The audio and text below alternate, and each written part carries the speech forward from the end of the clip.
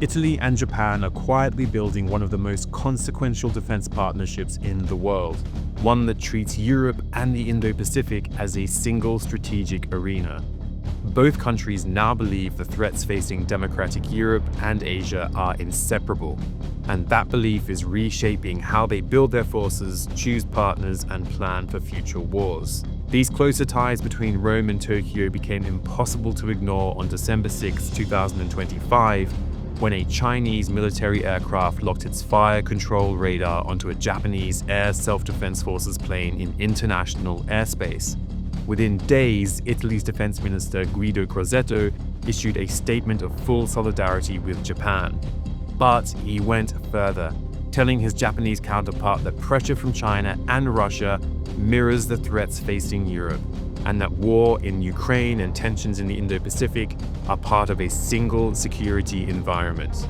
That's a defense minister in Rome treating an incident 9,000 kilometers away as directly relevant to Italian security.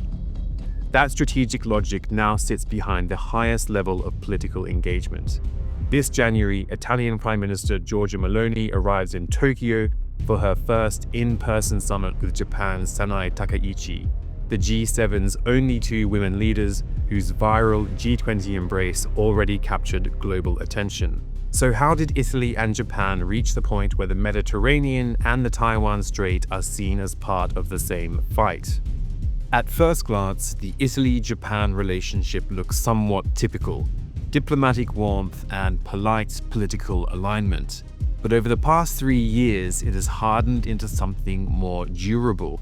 In January 2023, Rome and Tokyo elevated their ties to a strategic partnership.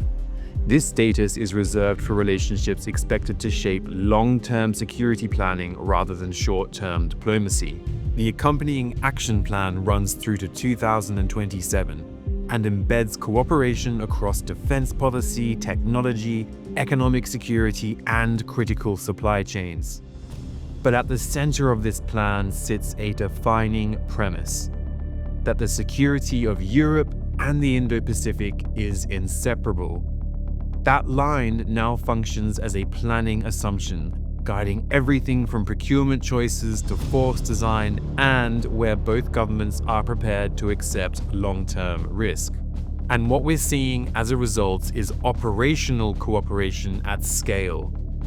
In August 2024, Italy deployed its Cavour carrier strike group to Japan for bilateral exercises during a wider Indo-Pacific tour, placing its primary naval aviation asset into an operating environment far from home waters.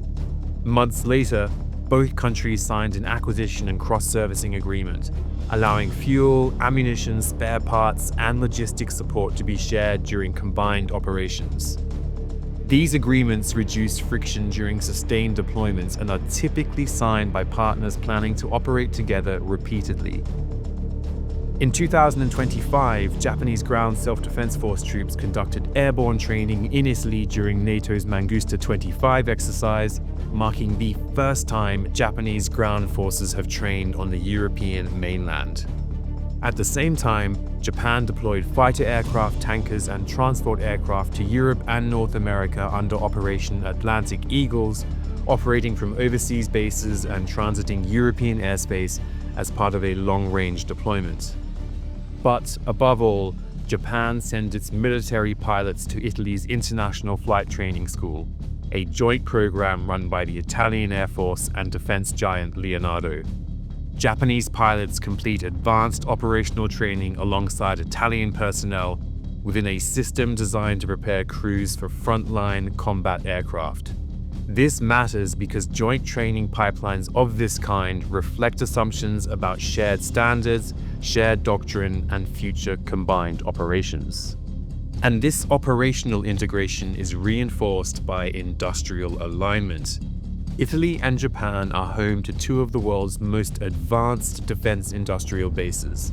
Italian firms lead in combat aircraft, naval platforms, electronics, and training systems. Japanese industry excels in sensors, propulsion, material science, and high-reliability manufacturing. Those strengths are now being fused. The clearest expression is the Global Combat Air Program. developed jointly by Italy, Japan, and the UK. This initiative is structured around shared design authority, shared intellectual property, and distributed production. The aircraft will not enter service until the mid-2030s, but it is being designed for a strategic environment that both governments expect to persist well beyond the next decade, and to operate seamlessly across European and Pacific theaters against shared threats. So why are Rome and Tokyo converging in this way? Geography explains much of the alignment.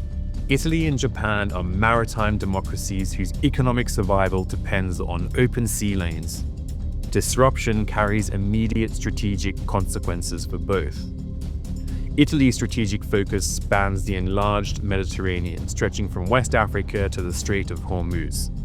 Japan's Indo-Pacific outlook runs from the Middle East through Southeast Asia to Northeast Asia. These zones intersect along critical maritime corridors, and pressure within them increasingly stems from coordinated activity. Russia and China conduct joint patrols, align diplomatically, and apply economic leverage to fragment allied responses. North Korea adds further instability in North Asia. Over time, both governments have come to view these pressures as part of a single strategic pattern. Defense Minister Crosetto's response to the December radar lock incident reflected that conclusion. And both Rome and Tokyo are keen to diversify defense and defense industrial partnerships away from a more unpredictable United States. So when Giorgia Meloni and Sanae Takaichi meet in Tokyo this January, the summit will formalize years of military cooperation, industrial alignment, and strategic convergence. 8 decades after the Second World War, Italy and Japan now operate as maritime democracies preparing for shared challenges in a far more dangerous world.